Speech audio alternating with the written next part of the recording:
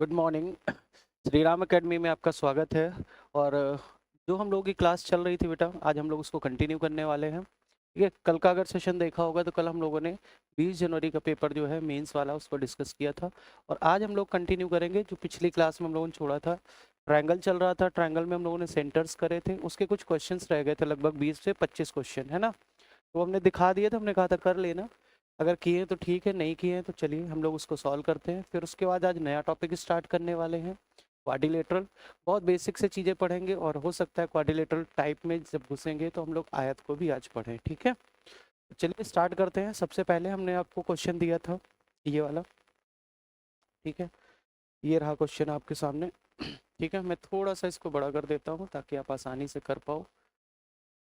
चलिए साथ में लगाते चलते हैं, क्वेश्चन क्या कह रहा है और करने की कोशिश करते हैं। ठीक है, कह रहा है if I is the in centre. जैसे हमारी बात समझ में आई कि क्या है बेटा, ये इन सेंटर की बात चल रही है, तुरंत आपके दिमाग में आ गया कि भाई इन सेंटर अगर है तो फिर क्या होना चाहिए। तो आपने देखा इन सेंटर ये रहा, है ना। अब बताओ बेटा आंसर क्या करना चाहिए। अब आप खुद ही गेस कर पाओगे, है ना। सीधा सीधा क्वेश्चन होता है। इन सेंटर के बारे में थोड़ा सा आपको बता देते हैं, अगर याद हो तो। हमने कहा था ए बी सी, अगर यहाँ पर आई इन सेंटर मान ले तो ये वाला जो एंगल होता था, याद आया क्या होता था बेटा, 90 प्लस इसके अपोजिट वाला एंगल क्या है, ए। तो 90 plus half of angle A, याद आया, है ना। तो यही होगा, सिंपल सा। उसने बोला है B A C, B A सी ये एंगल कितना है 44। तो भैया ये एंगल कितना हो जाएगा 90 प्लस 44 का आधा कितना बेटा 22। 22 जोड़ेंगे आंसर कितना आ जाएगा 112। कोई दिक्कत तो नहीं है। ये रहा पहला क्वेश्चन। आगे बढ़े बेटा, दूसरे क्वेश्चन की तरफ बढ़ते हैं। ये रहा दूसरा क्वेश्चन हमारा। ठीक है, थोड़ा सा इसको भी जूम कर देते हैं ताकि दिखे आपको। चलिए देखिए, करते हैं आराम से इसको भी। बताइए क्या होगा इसका आंसर। कह रहा if the length of 3 sides of a triangle. कह रहा कोई हमारे पास ट्राइंगल है जिसकी लेंथ्स दे रखी है बेटा, उसने कितनी कितनी दे रखी है, 8 सेंटीमीटर, 10 सेंटीमीटर और 12 सेंटीमीटर। ठीक है, while in radius of the triangle, अंदर एक जो ट्रायंगल है इसका इन रेडियस दे रखा है। इन रेडियस का मतलब अंदर जो इसकी रेडियस दे रखी है, कितनी दे रखी है बेटा 5। कह रहा find the area of the triangle. देखो एरिया अगर ये ना दिया होता तो एरिया हम 10, 8 और 12 से निकालने की कोशिश करते, फॉर्मूला लगाते एस, एस माइनस ए, एस माइनस बी, है ना, लगा देते हैं सिंपल सा। लेकिन अगर आर दे रखा है तो आर के लिए फिर हमें फॉर्मूला याद होगा, स्मॉल आर बराबर पढ़ा था हम लोगों ने डेल अपॉन में एस, पढ़ा है कि नहीं पढ़ा है। यहाँ डेल का मतलब क्या होता था बेटा, एरिया ऑफ ट्रायंगल, तो यहाँ से एरिया का निकल आएगा। और ये क्या होता था, सेमी पेरीमीटर। Very good. अब बताओ बेटा, सेमी पेरीमीटर का मतलब होता है अर्ध परिमाप। जोड़ो भैया, 12 और 8 20, 20 और 10 30, 30 का आधा 15। तो डेल हमें निकालना है, सेमी पेरीमीटर 15 है और रेडियस कितनी है 5। 15 इंटू 5 हो जाएगा, एरिया आ गया बेटा कितना 75 सेंटीमीटर स्क्वायर। क्या किसी को कोई दिक्कत है, यहाँ तक कोई दिक्कत तो नहीं है भाई। चलिए आगे बढ़े बेटा तीसरे क्वेश्चन पे। ठीक है, आइए तीसरा क्वेश्चन, इसको देखते हैं क्या कह रहा है और करते हैं। कह रहा है if M is the circumcentre. Circumcentre देख के कुछ बात बनी हमारी, बोलो भाई। सरकम सेंटर देख के हमारी बात समझ में आ गई कि भैया सरकम सेंटर में मैंने आपको डायरेक्ट एंगल निकालना सिखाया था। बता देते हैं फिर से कि अगर ये ट्रायंगल हमारा ए बी सी है, डी मान ले इसको, और सरकम सेंटर क्या मान ले सी, तो फिर हमने कहा था ये वाला अगर एंगल दिया है तो आप डायरेक्टली इस वाले एंगल को, सरकम सेंटर पर जो एंगल बनता है वो निकाल सकते हैं। ये अगर ये एंगल ए है, एंगल ए है, तो फिर ये एंगल कितना हो जाएगा ट्वाइस ऑफ एंगल ए। यही तो पढ़ा था हम लोगों ने सरकम सेंटर। अच्छा, सी का मतलब होता है सरकम सेंटर। जो भी कंसेप्ट लगाएंगे उसको साथ में बताते भी चलेंगे बेटा। तो सरकम सेंटर पे ट्वाइस ऑफ हो जाएगा। अब बताओ 36 दिया है और क्यू एम आर पे पूछ रहा है। अब कुछ बच्चे सोच रहे हो सर बना के भी देख लो, एक बार देख लो, देखना चाहो तो। वैसे सरकम पी क्यू आर का दिया है, पी क्यू आर, और एम जो है वो सरकम सेंटर है। और पूछ रहा है Q M R, Q M R मतलब यही वाला एंगल पूछ रहा है, तो इसका अपोजिट दिया होगा Q P R. Q P R कितना दिया हुआ है बेटा 36। 36 है तो फिर ये कितना हो जाएगा, सिंपल सा आंसर 72। कोई दिक्कत तो नहीं है यहाँ तक किसी भी बच्चे को।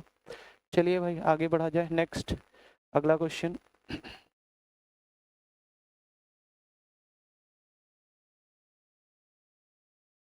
चलिए करिए, क्या कह रहा है, लगाइए जरा, ये सवाल ठीक है।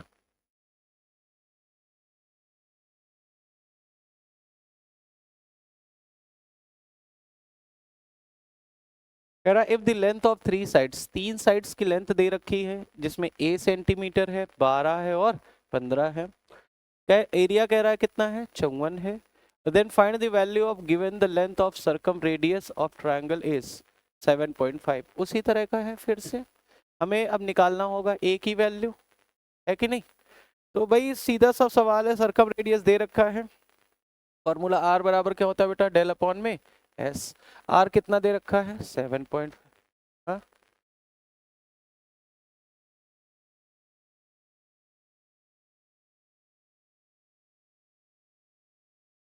अच्छा सरकम रेडियस है। पिछले वाले सवाल में क्या था बेटा, श्योर हो इन रेडियस ही था। ओके, इन रेडियस है। हाँ, ध्यान नहीं दिया बेटा, चलो कोई नहीं। कैपिटल आर बराबर फॉर्मूला क्या होता है बताओ जल्दी से, a into B into C upon में 4 डेल। ठीक है, तो कैपिटल आर कितना है बेटा, 7.5। ठीक है, ए का वैल्यू पता नहीं है, ए ही है। बी की वैल्यू कितनी है, 12। सी की वैल्यू बेटा 15। 4 और एरिया कितना दे रखा है बेटा, 54। कुछ कटेगा पिटेगा, 4 से काट दें, 3 बार 3 से काट दें, कितना आ गया 18। कितने से कटेगा, 3 से 6, और ये कितना 5। 2 से काट दो, 5 से काट दो या 2.5 से काट दो, 2 बार, और ये कितनी बार, 3 बार। ये इधर चला गया 18, और ये 2 से काट दो, 3। 3 इंटू 3 कितना आ गया, एक ही वैल्यू, सीधे सीधे आंसर आ गया 9। कोई दिक्कत किसी को। अच्छा, कैपिटल आर को सरकम रेडियस कहा जाता है। हिंदी में बोले तो इसको क्या बोलते हैं बेटा, परिवृत्त की त्रिज्या। परिवृत्त की त्रिज्या। स्मॉल आर का फॉर्मूला क्या था, डेल अपॉन में एस। ठीक है, चलिए कोई दिक्कत, आगे बढ़े बेटा, इजी था सवाल ही। चलिए नेक्स्ट, अगला सवाल देखते हैं क्या कह रहा है, जरा बताओ। ऑर्थो सेंटर है, ऑर्थो सेंटर देख के दिमाग में कुछ आना चाहिए था, बताओ। ऑर्थो सेंटर है, इसका मतलब किससे रिप्रेजेंट करेंगे, ओ से। A B C, orthocentre में भी जो हमारा ये एंगल होता है ऑर्थो सेंटर पर बनने वाला, ये भी डायरेक्टली डिपेंडेंट होता है इसके अपोजिट एंगल पे। अगर इसको एंगल ए कह रहे हो तो फिर ये वाला एंगल जो होता है वो होता है 180 माइनस एंगल ए। अरे हाँ या ना, ऑर्थो सेंटर पर बना एंगल या तो ए होगा या तो बी होगा या तो सी होगा।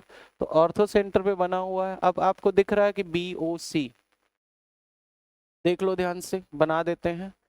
कह रहा है ए बी और सी, ओ है orthocentre, such that B O C, ये एंगल दे रखा कितना 50। कह रहा find the measure of angle B A C, opposite वाला पूछ रहा है। अब ये जो वैल्यू होती है ये होती है 180 माइनस ए की, और ये वैल्यू कितनी है बेटा 50। तो ए इधर चला जाएगा, ये इधर आ जाएगा, वैल्यू कितनी आ जाएगी 130। कितनी आ जाएगी 130। किसी को कोई दिक्कत बेटा। चलिए आगे बढ़ते हैं नेक्स्ट, अगले क्वेश्चन की तरफ।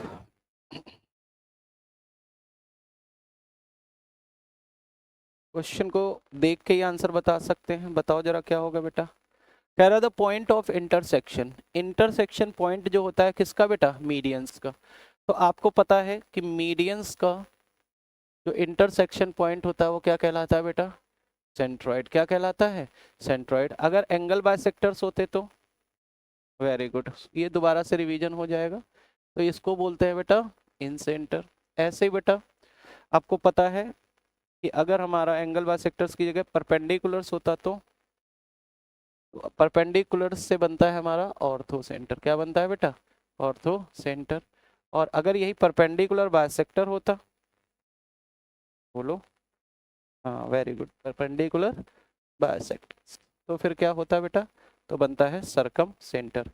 अब बात ये है कि कुछ बच्चे भाई हिंदी माध्यम वाले भी हैं, उनको भी बताना पड़ेगा, है ना। देखो इनको बोलते हैं बेटा माध्यिका। क्या बोलते हैं, माध्यिका।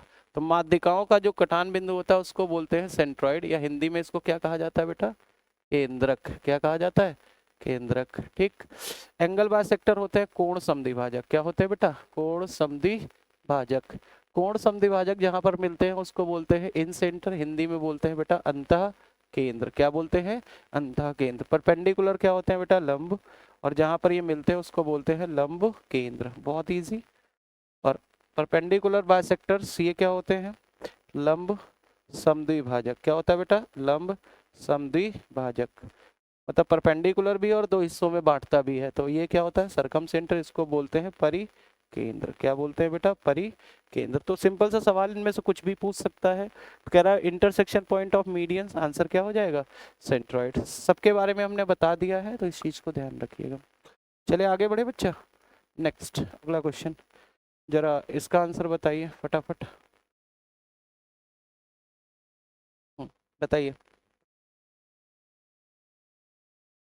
कह रहा है एंगल बीसी का इंटरनल बाइसेक्टर्स दे रखे हैं और आपसे बीएसी अपोजिट वाला पूछ रहा है। इसका मतलब क्या है कि ये जो वैल्यू लिखी है ये 90 प्लस जो अपोजिट एंगल्स है, अपोजिट एंगल कौन सा है? ए।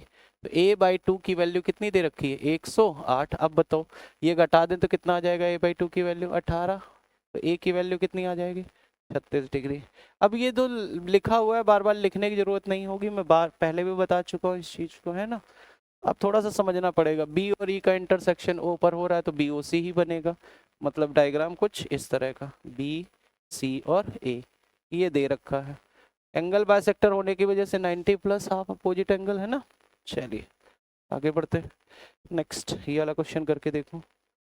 जितना बड़ा देखने में लग रहा है उतना होगा नहीं है। चलो करके देखो जरा क्या आ रहा है इसका आंसर। बताओ बेटा।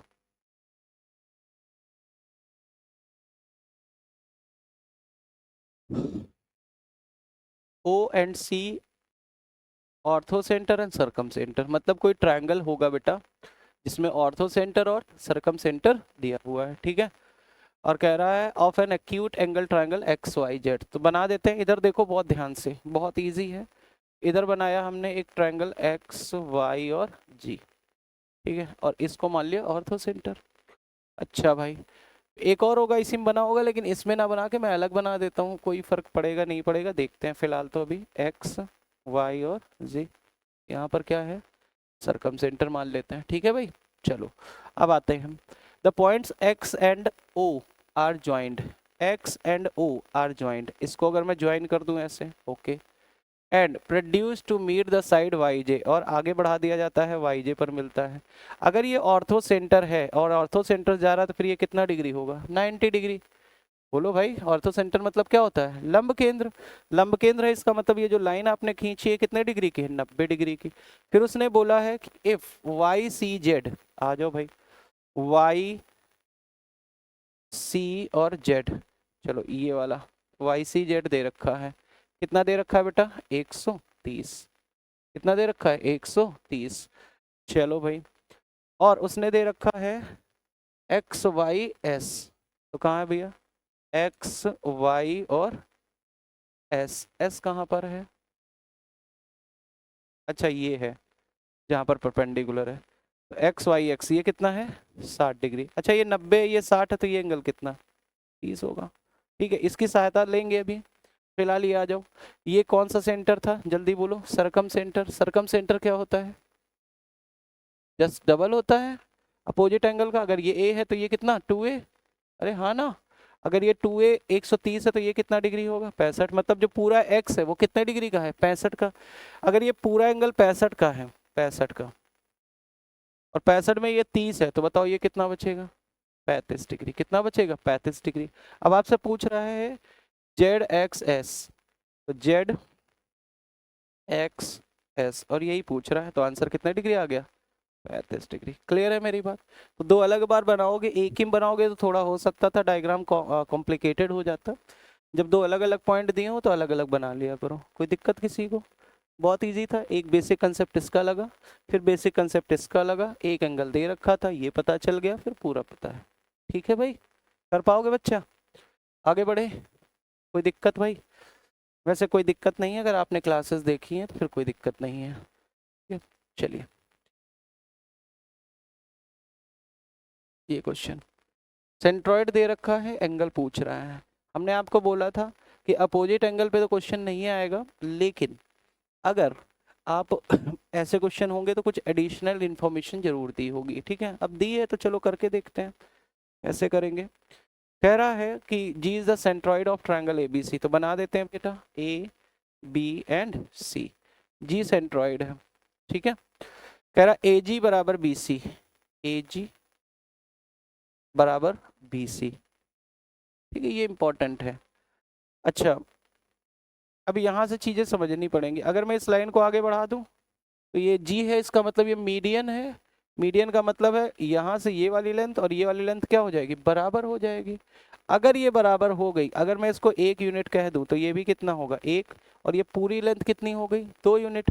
अच्छा 2 यूनिट है तो फिर ये वाली लेंथ भी कितनी होगी 2 यूनिट होगी। अच्छा अगर ये 2 है तो फिर ये वाली यहाँ से ये लेंथ कितनी होगी 1 यूनिट होगी। अरे हाँ या ना। चलो भैया अब आगे करते हैं, अब तो बहुत आसान दिख रहा है हमें लग रहा है। आगे कह रहा है बी जी सी, तो बना देते हैं बी जी सी। इसको पूछ रहा है कि ये वाला क्या होगा।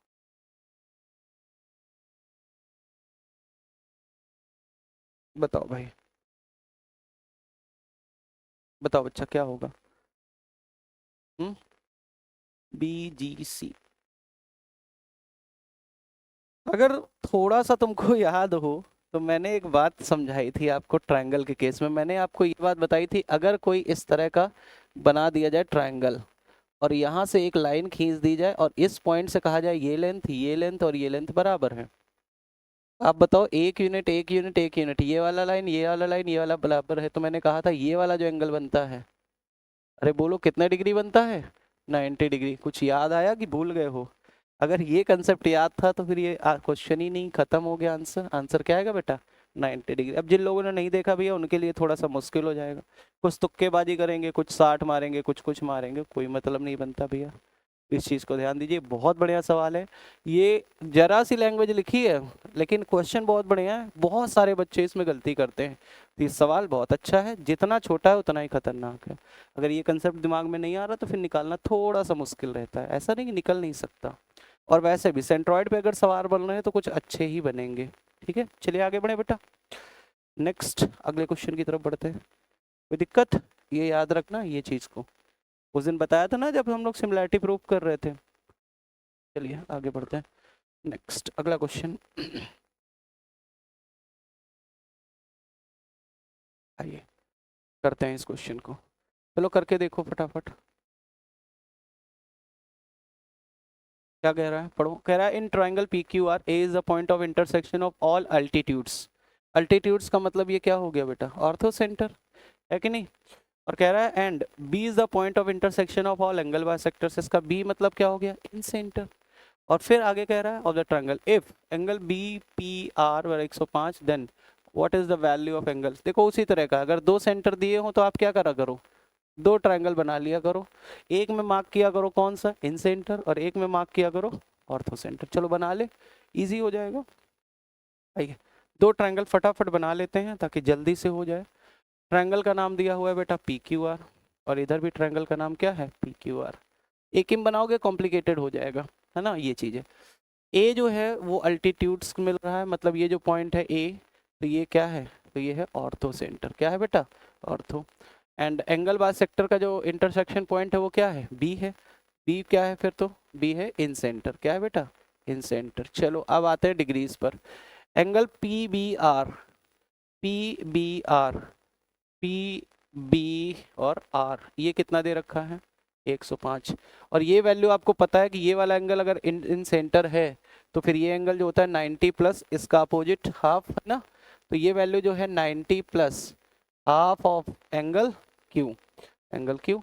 तो भैया ये घट जाएगा, कितना बचेगा बेटा 15, और 15 का डबल कितना हो जाएगा 30। तो एंगल क्यू पता चल गया कितने डिग्री है 30 डिग्री। अब ये एंगल 30 डिग्री है। क्लियर है बात।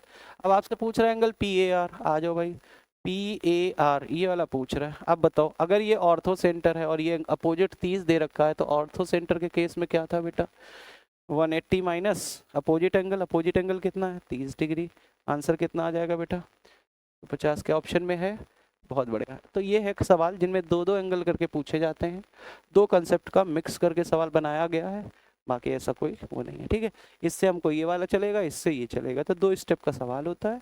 चलिए कोई दिक्कत यहाँ तक। आगे बढ़े, चलो नेक्स्ट क्वेश्चन नंबर अगला।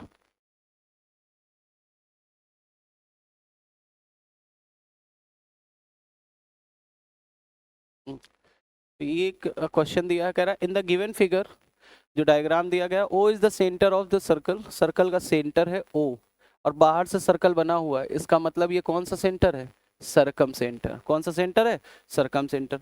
ओ ए 5 दे रखा है, ओ ए 5, तो ओ सी भी 5 ही होगा। बोलो जल्दी से, चलो करते चलते हैं साथ में। उसने बोला कि ओ ए ये वैल्यू कितनी है 5, तो फिर ओ सी भी कितनी होगी 5 होगी। अरे हाँ या ना। अब कोई सोच रहा होगा क्यों सर, भाई सेंटर से सर्कल की रेडियस होगी ना, रेडियस आपस में क्या होती हैं, बराबर होती हैं।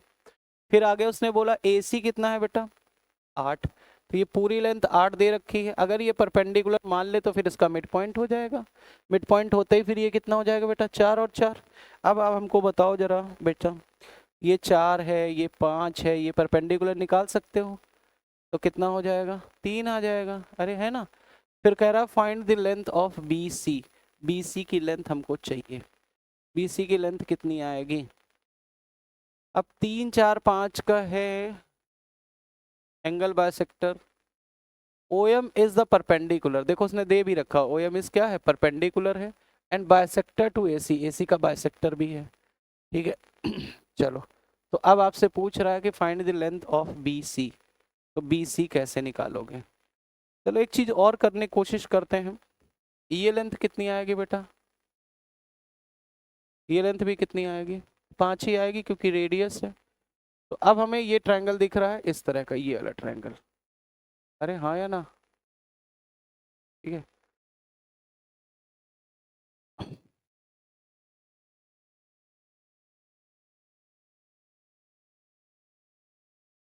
कौन सा फॉर्मूला लगाना चाहिए बताओ जरा, क्या लगाए जिससे आए।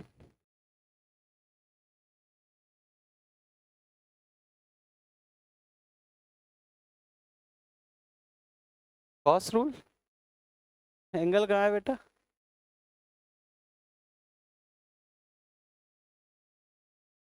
एंगल पता चल जाए तो लगा दो कॉस रूल,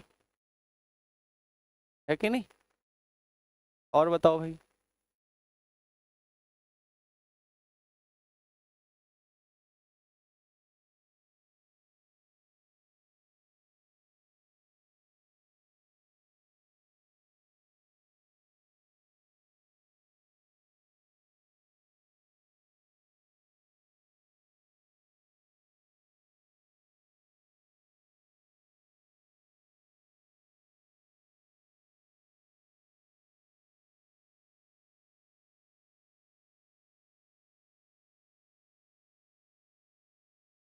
क्या कर रहे हो भाई, इतनी देर लगाओगे, सारी लेंथ तो पता है तुमको, बताएं कैसे। बताओ ये कितना दे रखा है, बोलो जल्दी से, एक डायग्राम बना देते हैं इधर। आप बताओ हमको, ये 90 डिग्री है क्योंकि उसने बोला परपेंडिकुलर, ये कितना है 4, अच्छा ये कितना है, और ये कितना है, तो ये 8 नहीं आ गया। अब तुमसे डायरेक्ट पाइथागोरस नहीं लग रही है बेटा, क्या कर रहे हो 8 और 4। अब ये आ जाएगा, निकालना है हमको, इसका स्क्वायर x मान लें तो क्या हो जाएगा, एक्स स्क्वायर बराबर 8 का स्क्वायर 64, 4 का स्क्वायर 16, 64 और 16 80 आ गया एक्स स्क्वायर। तो x बराबर क्या आ जाएगा 16 इंटू 5, और अंडर रूट ले ले, 16 कितना आ जाएगा 4, और अंडर रूट 5। पता नहीं क्या दिमाग लगा रहे थे तुम लोग, हमें समझ में नहीं आ रहा है, सीधी सीधी वैल्यूज हमने लिख दी हैं, फिर भी आप डायरेक्ट पाइथागोरस नहीं लग रही। अच्छा सवाल है, बस लैंग्वेज भले ही आपको फंसा ले, बाकी वैसा कुछ है नहीं इसमें। अच्छा मेन चीज़ थी ये पता करना कि ये कितना होगा 5, कितना होगा बेटा 5। चलो आगे बढ़ते हैं, नेक्स्ट क्वेश्चन। ये वाला तो ऐसे ही बता दो बेटा, इसमें तो हम कुछ नहीं कहेंगे, बताओ जल्दी से आंसर क्या होगा। कह रहा let P is P B the incentre of triangle M N O, चलो बना ही देते हैं। ट्रायंगल दे रखा है एम एन ओ, बना दे इधर एम एन ओ, ठीक है। एंड पी जो है इन सेंटर है, तो पी जो है इन सेंटर है। अब इन सेंटर है तो अपोजिट एंगल का 90 प्लस जुड़ा होगा, हाफ है कि नहीं। चलो कह रहा है N P O, N P O ये वाला एंगल दे रखा है, कितना दे रखा है बेटा 135। अब बताओ ये वैल्यू जो होगी ये 90 प्लस हाफ अपोजिट एंगल क्या है m, क्या यही होगा? ये इसके बराबर होगा। अब बताओ 135 घटा देंगे 45, डबल हो जाए कितना आ जाएगा 90। तो m की वैल्यू कितनी आ गई 90। अब आपको पता चल गया कि जो एंगल m है वो 90 डिग्री का है। अब हमने आपको ट्रायंगल की कैटेगरी जब पढ़ाई थी तब मैंने आपको एक बात बोली थी कि अगर कोई ट्रायंगल बना है जिसमें एक एंगल क्या है बेटा, एटलीस्ट एक एंगल अगर 90 का मिल गया तो फिर एक्यूट तो नहीं हो सकता, क्योंकि एक्यूट में ऑल थ्री एंगल्स, सारे तीनों एंगल्स कैसे होने चाहिए थे? Yes, less than 90 degree. Equilateral में क्या होता है? All angles should be equal to 60 degree. Right angle क्या होता था भाई? One angle, only one angle should be 90 degree, 90 होना चाहिए। ऑब्ट्यूज क्या होता है? ओनली वन एंगल, केवल एक एंगल क्या होना चाहिए? Is greater than 90 degree. 90 से बड़ा हो जाए काम हो जाएगा, है कि नहीं? तो ये चीजें हम लोगों ने पढ़ रखी हैं। तो कौन सा ट्रायंगल बन के आ गया बेटा? Right angle triangle. ठीक है भाई, किसी को कोई दिक्कत? चलिए आगे बढ़ते हैं, नेक्स्ट क्वेश्चन करते हैं।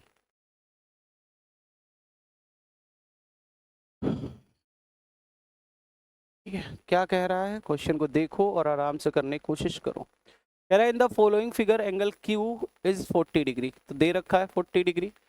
QS बराबर AS बराबर SR, QS बराबर AS। अब ये पता चल गया ये साइड और ये साइड बराबर है। तो भाई साहब ये देखते ही अपने दिल में तो समझ में आ गया कि भैया ये साइड और ये साइड बराबर है, तो ये एंगल कितना? ये 90, ये 40, तो ये कितना? अरे जल्दी बोलो 50। भाई त्रिभुज के तीनों कोणों का योग कितना होता है? 180। क्या पूछ रहा है? SAR, SAR। अच्छा हमको ये पता चल गया ये 50 है। अरे हाँ या ना? अब आपको ये पता, और ये साइड है, तो ये एंगल कितना हो जाएगा? ये भी कितना होगा? 50। ये कितना होगा? 40। क्या पूछ रहा है? SAR, SAR। आंसर कितना आ गया? 50 डिग्री। सवाल खत्म हो चुका है।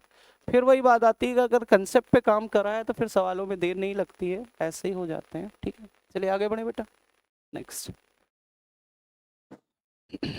अब इस सवाल में भी अगर आप टाइम लगा रहे हो तो फिर इसका मतलब है कि आप काम नहीं कर रहे हो। चलो भाई आ जाओ बच्चा, क्या कह रहा है सवाल पढ़ो जरा। सवाल कह रहा है इन दी फॉलोइंग फिगर, क्लियर दिख रहा है कि ML जो है वो परपेंडिकुलर है RQ के। ML जो है वो RQ के परपेंडिकुलर है। अच्छा भाई, और क्या है? और उसने बोला कि ये वाली लाइन जो है PM और MR का रेशियो, PM और MR का रेशियो 1:n, मतलब मिड पॉइंट है भैया। और मिड पॉइंट आगे कह रहा है then find the value of ML की वैल्यू हमको निकालनी है। ये लाइन और ये लाइन पैरेलल ही है और ये मिड पॉइंट से होकर जा रही है, इसका मतलब ये भी क्या होगा? इस लाइन का मिड पॉइंट होगा। चलो भाई, कह रहा RQ कितना है? 12। अगर ये वैल्यू पूरी दे रखी 12, तो बताओ ये कितनी होगी? 6। क्या ऑप्शन में है? 6। खत्म हो गया सवाल। केवल मिड पॉइंट थ्योरम पढ़ा है ना? बता देते हैं फिर से अगर नहीं याद है तो। मिड पॉइंट थ्योरम में हमने आपको बताया था अगर कोई ट्रायंगल है किन्हीं भी दो भुजाओं के, अगर ये इसका मिड पॉइंट है और ये इसका मिड पॉइंट है, और मिड पॉइंट को अगर मिला दिया जाए तो ये लाइन तीसरी के पैरेलल होगी और तीसरी की आधी होगी। एरिया की अगर बात करें तो एरिया, ये अगर ये 1 यूनिट होगा तो ये कितना यूनिट होगा? 3 यूनिट। ये एरिया है, ये क्या है बेटा? एरिया। टोटल कितना? 4, जिसमें ऊपर वाला हिस्सा 1 यूनिट, नीचे वाला हिस्सा 3 यूनिट। जो क्वाड्रिलेटरल बनता है वो 3 हिस्से रखता है और जो ऊपर ट्रायंगल बनता है वो क्या होता है? 1 हिस्से रखता है। ठीक है भाई, किसी को कोई दिक्कत? अगर एरिया का भी पूछता तो एरिया भी निकल आता, कोई दिक्कत तो नहीं है ना यहाँ पर। चलिए आगे बढ़ते हैं बेटा नेक्स्ट क्वेश्चन की तरफ। अगला सवाल, अब देखो सरकम सेंटर दिया है। सरकम सेंटर देखते ही अपने दिल में एक बात आती है कि भैया क्या होगा, जल्दी बताओ। अपोजिट एंगल कितना होता है? डबल, है कि नहीं? लेकिन देख लेते हैं कि अपोजिट पूछ भी रहा है। बना लो डायग्राम जल्दी से। ट्रायंगल है PQR, इस ट्रायंगल में O जो है वो हमारा सरकम सेंटर है। कह रहा है OPQ, ध्यान देना OPQ, ये वाला एंगल दे रखा है। कितने डिग्री दे रखा है बेटा? 30। सरकम सेंटर की वजह से ये एंगल, ये लाइन और ये लाइन बराबर होगी क्योंकि रेडियस है कि नहीं? तो ये एंगल भी कितना हो जाएगा? 30 30 30 60 हो गया, तो ये कितना हो गया? 120। अगर ये 120 है तो ये एंगल कितना होगा? 60, क्योंकि आधा होता है। तो क्या यही पूछ रहा है? POQ पूछ रहा था, तो यही पूछ रहा था। कितना आ गया? 120 डिग्री। क्लियर है बेटा? अगर आपसे पूछता PRQ तो आंसर कितना आ जाता? 60 डिग्री। ठीक है, एक स्टेप आगे का भी पूछ सकता था, कोई दिक्कत तो नहीं है यहाँ तक। चलिए आगे बढ़ते हैं, नेक्स्ट क्वेश्चन अगला।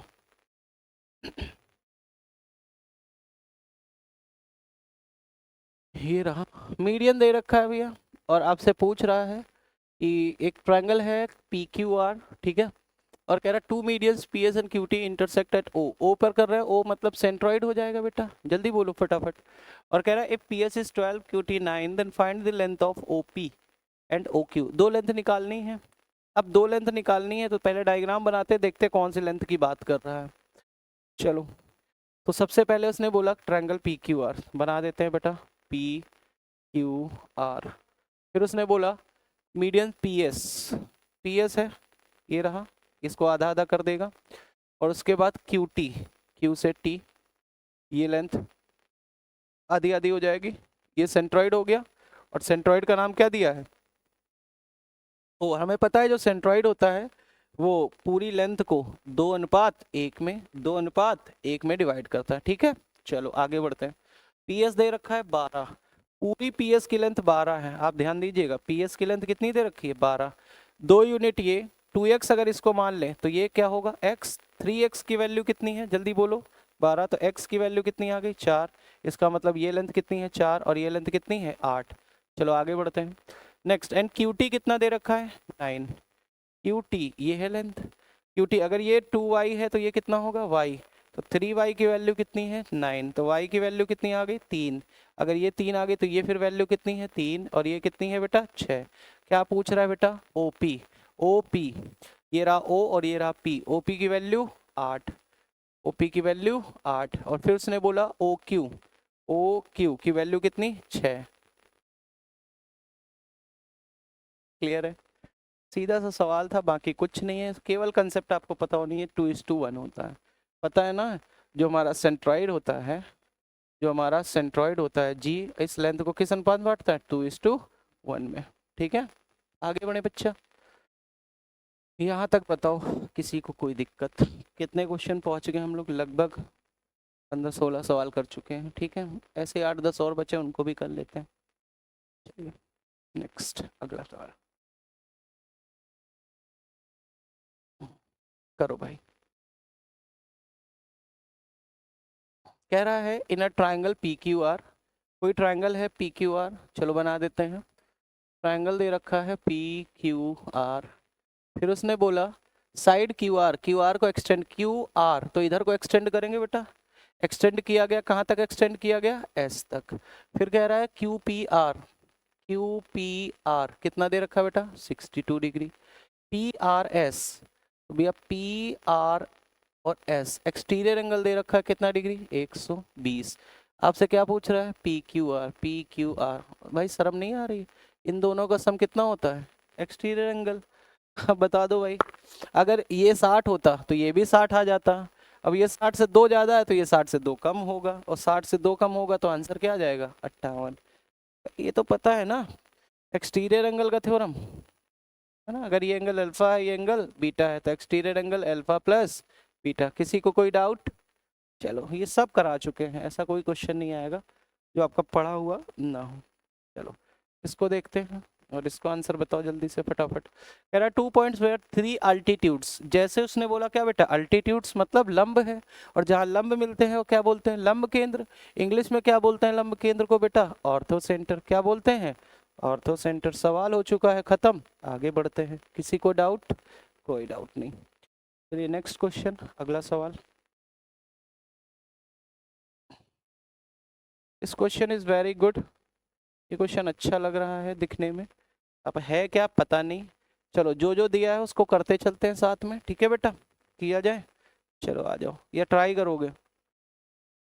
कर चुके हैं, वैसे दिया था उस दिन मैंने होमवर्क स्लाइड करके, ठीक है। कर नहीं करा है तो चलो करो साथ में, आ जाओ। कह रहा in the given figure O Q is equal to Q R, O Q is equal to Q R, मतलब ये लाइन और ये लाइन बराबर। अगर लाइनें बराबर हैं तो ट्रायंगल का कंसेप्ट याद आ गया कि किसी त्रिभुज की अगर दो साइड्स बराबर है तो उनके सामने के एंगल भी बराबर होते हैं। अच्छा बताओ, इसके सामने अगर n है तो इसके सामने भी ये क्या होगा n डिग्री। बहुत बढ़िया, चलो फिर आगे इसने बोला O is the centre of the circle, circle का ओ सेंटर है। बहुत बढ़िया, कोई दिक्कत नहीं। फिर उसने बोला then what is the value of angle M, M की वैल्यू क्या होगी बताओ।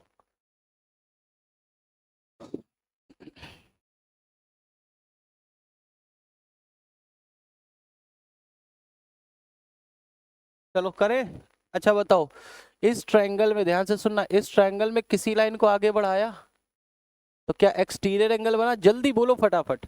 एक्सटीरियर एंगल इन दो अपोजिट्स के एंगल का सम हो जाएगा कितना डिग्री, 2n डिग्री।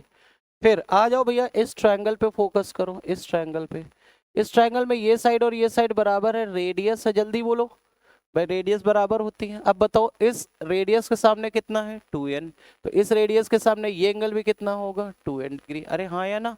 चलो अब हमें चाहिए बाहर वाला m एंगल, कौन सा चाहिए, m वाला। देखो इधर ये एंगल चाहिए m, अगर ये एंगल चाहिए तो हमें लग रहा है ये इस त्रिभुज का, पूरे त्रिभुज का, जल्दी बोलो, पूरे त्रिभुज को कहीं लाइन बढ़ाई है, एक्सटीरियर एंगल तो नहीं है। और एक्सटीरियर एंगल क्या होता है, अपोजिट n, और ये वाला एंगल कितना, 2n, तो n प्लस 2n कितना हो गया, 3n डिग्री। आंसर आ गया 3n, खत्म हो गया सवाल। दो बार एक्सटीरियर एंगल का कंसेप्ट लगा है और एक कंसेप्ट लगा है, कौन सा वाला बेटा, यस, अगर किसी त्रिभुज की दो साइड्स बराबर हैं तो उनके एंगल भी बराबर होते हैं। ठीक है, बिल्कुल बेसिक प्रॉपर्टीज हैं, इन पे ही सवाल बनते हैं। देखो जब भी सवाल कठिन बनेगा, एक चीज हमेशा याद रखना कि सवालों में छोटे छोटे कंसेप्ट को मिला के हम लोग आगे बढ़ते जाएंगे और बस सवाल बनते चले जाते हैं। ठीक है, किसी में 5 6 7 जितना भी पूछा जाएगा पूछ लेगा। चलो आगे बढ़ते हैं नेक्स्ट क्वेश्चन की तरफ। आ जाओ बच्चा, करो जल्दी से।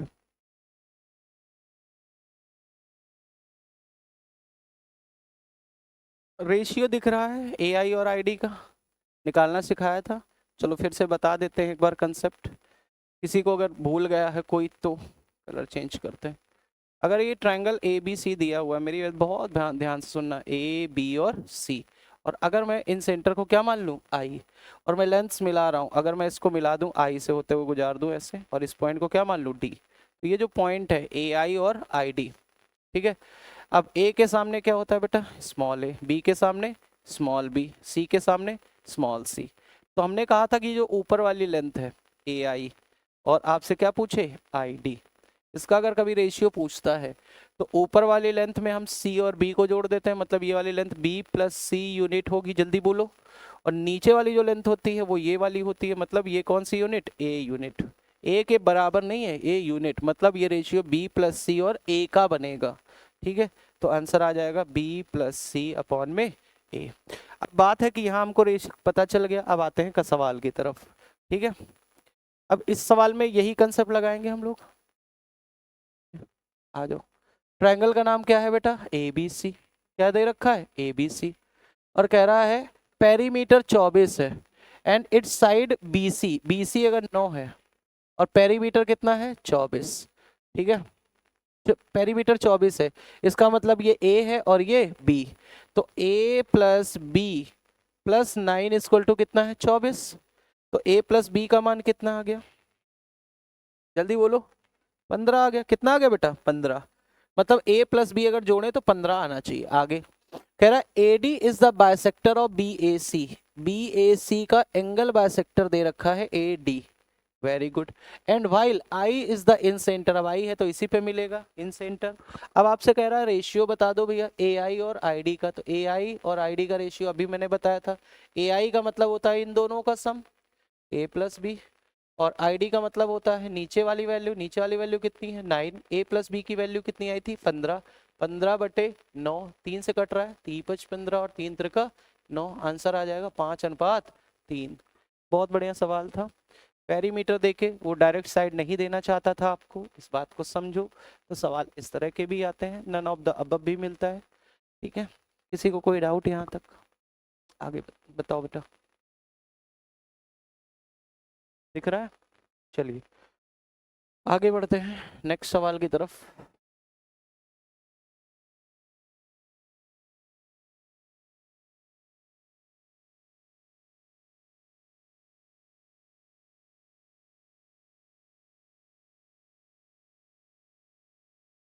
चलो ये सवाल दे रखा है, ठीक है।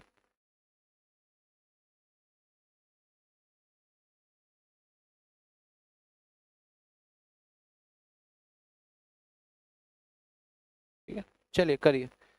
तो इस सवाल को करते हैं हम लोग। कैसे होगा? कह रहा इन द ट्रायंगल एबीसी एक ट्रायंगल दे रखा है, ए बी बराबर 12। चलो मार्क कर देते हैं। ए बी कितना दे रखा है बेटा? 12। कह रहा बी ए सी 60 वो तो दिया हुआ है, ए सी 10, ए सी 10, ये 10 है, ये 12 है। कह रहा what is the length of side B C. अब आपको पता है कि एक एंगल दिया, उसके सामने की साइड निकालनी है। अब मैं तो नहीं बताऊंगा कौन सा रूल लगाने वाले हैं, जल्दी बोलो। Cosine rule. कौन सा रूल लगाएंगे? Cos rule. कॉस रूल क्या होता है? 60। तो कॉस 60 कितना बेटा? कॉस 60 बराबर अगल बगल वाली साइड्स का स्क्वायर का सम, 12 का स्क्वायर 144, 10 का स्क्वायर 100, माइनस जो साइड निकालनी है x मान ले तो क्या हो जाएगा? एक्स स्क्वायर अपॉन में क्या हो जाएगा? 2 इंटू 12 इंटू 10। अरे हाँ या ना? चलो cos 60 की वैल्यू कितनी होती है बेटा? cos 60 की वैल्यू 1/2 बराबर 144 कितना हो जाएगा? 244 माइनस एक्स स्क्वायर बटे ये हो जाएगा 2 इंटू 12 इंटू 10। अब सुनना ध्यान से, 2 से 2 कैंसिल आउट, 12 इंटू 10 120, 120 यहाँ चला आएगा और 120 उधर घट जाएगा। तो एक्स स्क्वायर की वैल्यू कितनी आ गई? 144। अगर एक्स की वैल्यू 144 है तो एक्स का मान कितना हो जाएगा? 12। तो हाँ, अच्छा गलत घटा दिया क्या? अच्छा 120 घटा रहे हैं बेटा, सॉरी। एक्स की वैल्यू कितनी आ रही है? 124। अब ध्यान से देखो, अब सवाल सॉल्व नहीं करेंगे इसको। अच्छा बताओ, अगर ये 121 होता, अगर ये वैल्यू 121 होती तो x का मान आता 11।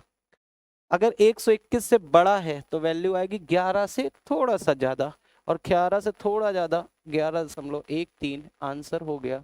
किसी को कोई दिक्कत आया ना?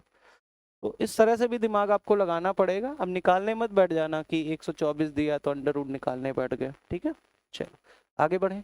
अब बात ये थी, ये सवाल इसलिए अच्छा है कि अगर जिस बच्चे ने कोसाइन रूल पे काम नहीं किया है, काम करने का मतलब ये है कि एक तो रूल याद होना चाहिए और दूसरा हमको पता भी होना चाहिए कि ये लगाते कब है। ठीक है, बाकी साइन रूल का भी पता ही होगा आपको बेटा, है ना? दो साइड्स दो एंगल पे काम चलता है।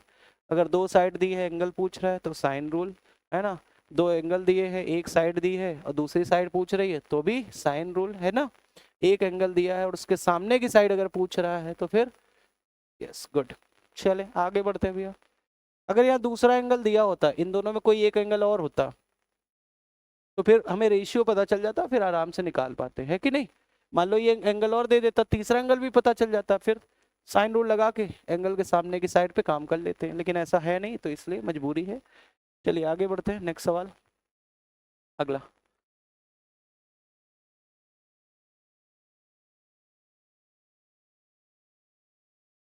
करो। पेरीमीटर दे रखा है 28, इन रेडियस दे रखी 3.5, एरिया पूछ रहा है तो बताने की जरूरत तो है नहीं, ये तो उसी तरह का सवाल मिल गया बेटा, है कि नहीं? बताओ क्या होता है फॉर्मूला? स्मॉल आर बराबर क्या होता है? डेल अपॉन में एस। अच्छा पेरीमीटर दे रखा 28, तो सेमी पेरीमीटर कितना होगा? 14। तो ये तो 14 हो गया। इन रेडियस दे रखा 3.5, 3.5 और ये रखा है डेल, एरिया ही पूछ रहा है तो गुणा हो जाएगा। ये हो जाएगा 14 इंटू 7/2, ये आ गया 49। कितना आ गया बेटा? 49। किसी को कोई दिक्कत? कोई दिक्कत नहीं, हटा दे बच्चा। बिल्कुल आसान सा सवाल था। नेक्स्ट अगला सवाल। ये सवाल हो तो नहीं गए हैं? नहीं हुए हैं। चलो नेक्स्ट करो जरा इसको। कह रहा है इक्विलेटरल ट्रायंगल है, इक्विलेटरल देख के कुछ याद आया आपको? जल्दी बोलो। एंगल कितना कितना? 60, ये 60, ये 60 और ये 60। फिर कह रहा है triangle A B C is inscribed in a circle, circle के अंदर बना हुआ है, तो सर्कल के अंदर बना देते हैं बेटा, ये रहा सर्कल के अंदर। और कह रहा है विद सेंटर ओ, तो सेंटर ये रहा ओ। ठीक है भाई, आगे कह रहा है D is point on the minor arc B C. देखो आर्क की बात करते हैं बेटा, सुनना ध्यान से। बी से लेके सी ये लेंथ है, ये आर्क है एक, और एक आर्क ये है। कौन सा छोटा लग रहा है? ये माइनर है और ये मेजर, मेजर मतलब बड़ा आर्क और ये छोटा आर्क। तो ये जो माइनर आर्क बी सी दे रखा है ये वाला, कह रहा है D is the point, D यहाँ पर कोई पॉइंट होगा। ठीक है, डी कोई पॉइंट है फिर कह रहा है angle C B D, C B D ये वाला एंगल दे रखा है, चलो बना देते हैं। सी बी डी ये पॉइंट डी है, ठीक है। तो ये एंगल कितना दे रखा है बेटा, ये दे रखा है 40, और हमको पता है ये इक्विलेटरल था तो ये कितना है 60, ये कितना 60, और ये एंगल भी 60। आगे कह रहा find the measurement of B C D, B C D ये वाला पूछ रहा है, ये वाला एंगल। अब बहुत इजी है तो कोई दिक्कत ही नहीं। अच्छा बताओ इस वाले को देखो, ए बी सी डी क्या साइक्लिक क्वाड्रिलेटरल है, जल्दी बोलो। साइक्लिक क्वाड्रिलेटरल सर्कल पे है तो अगर ये 60 है तो ये कितना होगा 120, क्योंकि अपोजिट एंगल्स का सम कितना होता है बेटा 180। बना देते हैं, अगर ये साइक्लिक क्वाड्रिलेटरल है इस तरह से, ठीक है, ये एंगल x और एंगल y, तो इन दोनों का सम कितना होता है 180 डिग्री। तो वही ये 60 है तो ये कितना हो गया 120। अब बताओ त्रिभुज के तीनों कोणों का योग, अगर ये एक पूरा त्रिभुज है तो तीनों कोणों का योग कितना 180, जिसमें 120 तो ये लिए बैठा है, 40 ये है, तो 120 और 40 160, तो ये बचा हुआ एंगल कितने डिग्री का हो जाएगा 20 डिग्री का आंसर आ जाएगा। सवाल बढ़िया है, बस चीजें हैं डायग्राम बनाने की, 20-30 सेकंड लगते हैं, इस तरह के सवाल इस बार पूछे गए हैं, ठीक है। चलो आगे बढ़े बच्चा, नेक्स्ट अगला सवाल।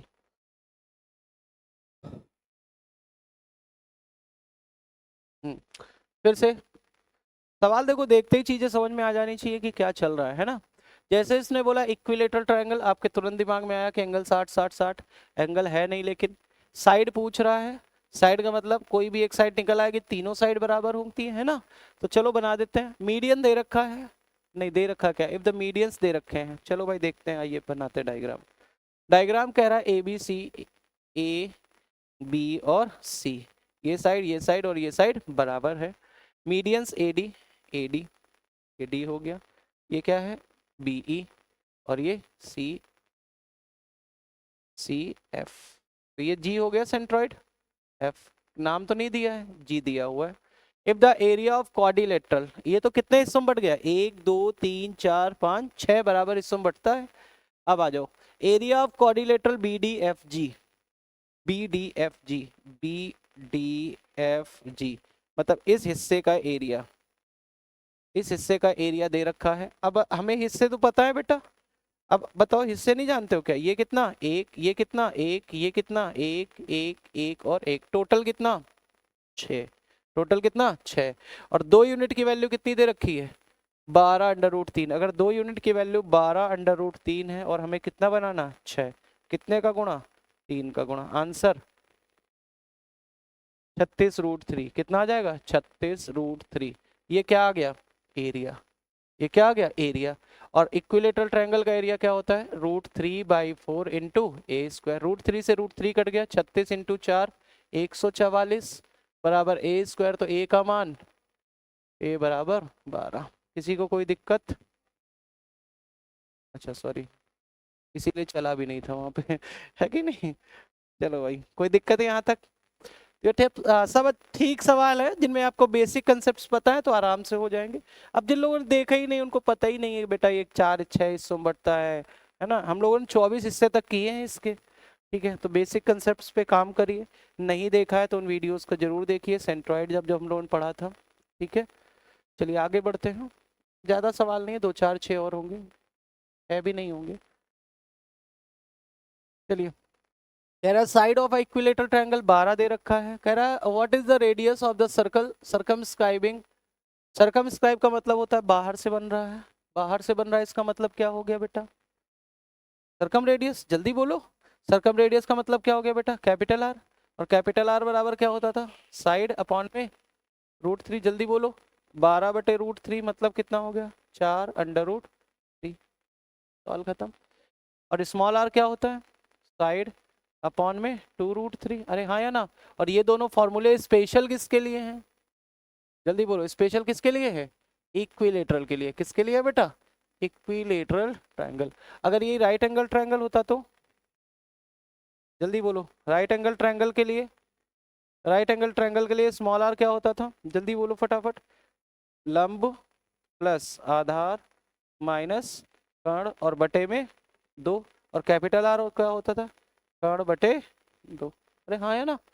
चलो किसी को कोई डाउट यहाँ तक, बहुत इजी है, इसमें कुछ भी नहीं है सवालों में। बस आपने काम अगर बेसिक पे किया है तो कोई दिक्कत नहीं। चलिए आगे बढ़ते हैं। अगला सवाल।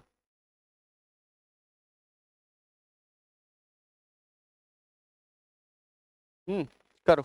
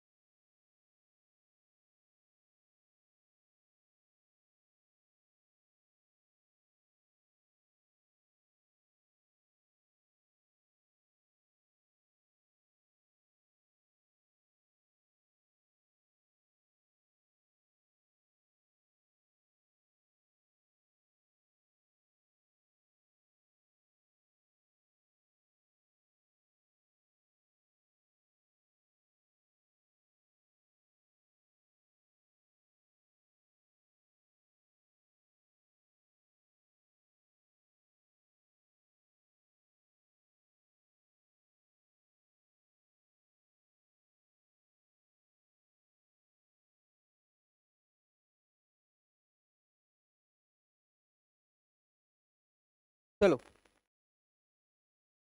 भैया, अगर कंसेप्ट जब हमने पढ़ाए थे, अगर काम किया था, इक्विलेटरल ट्रायंगल देखते ही आपकी दिमाग की घंटी बजनी चाहिए। जल्दी बताओ। ए बी सी, हमने आपको बताया था। सी नाम ना देके इसको दे देते हैं डी। क्या देते हैं? डी। हमने आपको बताया था इक्विलेटरल के केस में, किसके केस में बेटा? इक्विलेटरल ट्रायंगल के केस में आपको बताया गया था कि तीनों नहीं, चारों, अगर ये पॉइंट हम मान लें तो यही पॉइंट हमारा क्या होगा? इन सेंटर। यही हमारा क्या होगा? ग्रेविटी। यही क्या होगा? Ortho centre. और यही क्या होगा? सरकम सेंटर। इसका मतलब एक ही पॉइंट जो है वो क्या होंगे? इन सेंटर मतलब अंतः केंद्र होगा, है कि नहीं? जी का मतलब गुरुत्व केंद्र होगा, गुरुत्व केंद्र या केंद्रक, बात समझ लो। ओ का मतलब ऑर्थो सेंटर, मतलब क्या होगा बेटा? लंब केंद्र। अरे हाँ या ना? और ये क्या होता है बेटा? परिकेंद्र। क्या होता है? सरकम सेंटर। अब जब सब एक ही जगह पे हैं तो आप बताओ, अगर मैं यहाँ से एक लाइन खींच दूं तो आप कहोगे कि ये कितने अनुपात में होगा? 2:1 में। अरे हाँ या ना? क्यों? क्योंकि ये पॉइंट क्या है? जी है। लेकिन सवाल तो आप कह रहे हो कि अल्टीट्यूड है। आप बताओ, अल्टीट्यूड है, अल्टीट्यूड का मतलब लंब केंद्र। अगर ये लंब केंद्र भी है तो ये फिर पूरी हाइट हो जाएगी, और यही लाइन मीडियन भी है, तो हाइट और मीडियन तो बराबर है। इसका मतलब है कि 1 यूनिट, और 1 यूनिट देखो इधर आ जाओ, कह रहा है distance of 3.2 from the base of the triangle. जो ट्रायंगल का बेस है, इससे ये डिस्टेंस जो है सेंटर की कितनी है? 3.2। आप हमको बताओ, 1 यूनिट की वैल्यू कितनी है? 3.2। तो 2 यूनिट की वैल्यू कितनी हो जाएगी? 6.4। और आपसे कह रहा है लेंथ ऑफ अल्टीट्यूड, पूरी लेंथ बता दो। तो पूरी लेंथ कितने यूनिट है? 3। कितना हो जाएगा? 9.6। या दोनों को जोड़ दो तब भी आ जाएगा। कोई दिक्कत किसी को? तो बहुत इजी सा है, बस ये कंसेप्ट याद रखना चाहिए कि जो अल्टीट्यूड होता है वही क्या है? मीडियन। वही क्या है? Angle bisector. वही क्या है? परपेंडिकुलर। ठीक है, चलिए आगे बढ़ते हैं। अगर साइड पूछ लेता, अगर साइड पूछ लेता तो फॉर्मूला होता है, पता है ना? यस। आगे बढ़े भाई। नेक्स्ट। हो गए सवाल खत्म? और है? नहीं, चलो। तो अभी तक जितना भी हम लोगों ने करा है, ये सारे क्वेश्चन थे, रिवीजन था एक तरह से पूरा सेंटर का हमारा, जितना भी सेंटर्स हम लोगों ने पढ़े हैं। ठीक है, आज से हम लोग नया टॉपिक स्टार्ट करने वाले हैं, और आज से टॉपिक हमारा स्टार्ट होने वाला है बेटा क्वाड्रिलेटरल। हिंदी में क्या बोलते हैं बेटा? चतुर्भुज। ठीक है, चतुर्भुज। अब बात आती है कि चतुर्भुज जब हम लोग पढ़ते हैं तो चतुर्भुज में क्या क्या चीजें पढ़ेंगे, पहले वो देख लेते हैं हम लोग। ठीक है, तो चतुर्भुज में हम लोग आपको पढ़ने वाले हैं, सबसे पहले तो पढ़ेंगे आयत। आयत को क्या बोलते हैं बेटा? रेक्टेंगल, है कि नहीं? रेक्टेंगल के बाद फिर दूसरा हम लोग पढ़ सकते हैं क्या बेटा? वर्ग। वर्ग का मतलब बेटा जल्दी बोलो? स्क्वायर, बहुत बढ़िया। अच्छा, तीसरा हम लोग पढ़ सकते हैं समांतर चतुर्भुज। समांतर चतुर्भुज को क्या बोलते हैं बेटा? पैरेललोग्राम। ठीक है, उसके बाद चौथा नंबर पे हम लोग क्या पढ़ेंगे बेटा? समचतुर्भुज, है कि नहीं? समचतुर्भुज क्या होता है बेटा? रोम्बस, है कि नहीं? रोम्बस होता है। उसके बाद पांचवी चीज क्या पढ़ सकते हैं बेटा? यस, समलंब चतुर्भुज। समलंब चतुर्भुज ये क्या होता है बेटा? जल्दी बोलो, समलंब चतुर्भुज को इंग्लिश में क्या कहते हैं? हम्म, जल्दी बोलो। ये देखो बैठे हुए हैं। हाँ, हाँ, वेरी गुड, चलो याद आ गया तुमको है। ये याद तो रखा करो, इंग्लिश में पढ़ रहे हैं, क्या बोलते हैं बेटा? ट्रेपीजियम। अच्छा, एक और पढ़ने वाले हम लोग, पतंग। बताओ पतंग। क्या बोले बेटा? राइट, ठीक है, और भी है। ट्रेपेजियम से ट्रेपेजॉइड टाइप में एक डायग्राम बनता है, उसको भी देख लेंगे, है ना? और भी है, ट्रेपेजियम का मल्टीपल यूज है, रोम्बस भी बहुत अलग अलग है। ठीक है, तो इनमें से देखो ये तो हमारी कैटेगरी में आते हैं। इनकी कुछ हम लोग कैटेगरी की बात करें तो मतलब कहने का ये है कि रेक्टेंगल की कुछ स्पेसिफिक क्या है, क्वालिटीज हैं जिनकी वजह से उस पर काम किया जाता है। ठीक, लेकिन अगर मैं ये सब ना दूं और मैं कोई कैटेगरी ना आपको बताऊं, मैं सिंपल सा एक डायग्राम बना दूं जो चार भुजाएं हो, क्लोज्ड फिगर हो। क्वाड्रिलेटरल है क्या? क्या है बताओ? क्लोज्ड फिगर है, जल्दी बोलो। कितने का? ऑफ फोर साइड्स, है ना? चार साइड्स का क्लोज्ड फिगर है, हमें पता है।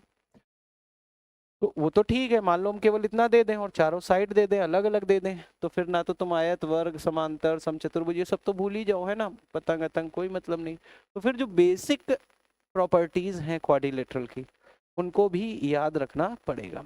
जैसे अभी आपको पता है सीजीएल 2024 वाला मेंस हुआ है, और कल हमने इसका डिस्कशन किया था, उसमें एक सवाल आया था। अब अगर याद हो तो, याद है कुछ इस तरह का एक सवाल था जिसमें ये विकर्ण दिया हुआ था, याद आया? और विकर्ण में यहाँ से क्या दिए हुए थे? परपेंडिकुलर्स। क्या दिए थे बेटा? परपेंडिकुलर्स, H1 और H2। और ये विकर्ण दिया था, इस विकर्ण की लंबाई, अगर इसको क्या मान ले पूरे को x, तो फिर एरिया पूछा था। तो एरिया का फॉर्मूला हाफ क्या था? x विकर्ण इनटू ब्रैकेट में H1 प्लस H2। बोलो याद आया कि नहीं? तो ये सवाल बेसिक क्वाड्रिलेटरल का था, पर्टिकुलर किसी क्वाड्री से मतलब इनमें कैटेगरी से बना के नहीं पूछा था। क्लियर है बात? तो चलो स्टार्ट करते हैं। बेसिक क्वाड्रिलेटरल में कुछ बेसिक बेसिक क्वालिटीज होती हैं। ठीक है, तो हेडिंग लगा लीजिए क्वाड्रिलेटरल। आप जानते हैं, अब देखो हमारी चीजें शुरू हो रही है बिल्कुल बेसिक, कौन क्या क्यों होता है सारी चीजें जानेंगे।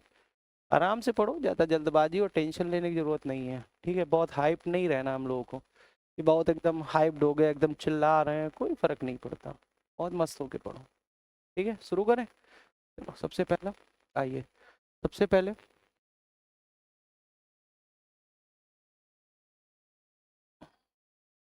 जो जो चीज़ें दे रखी हैं, क्यों हो रहा है, कैसे हो रहा है, सबसे पहला जो पॉइंट है देखो क्या लिखा है।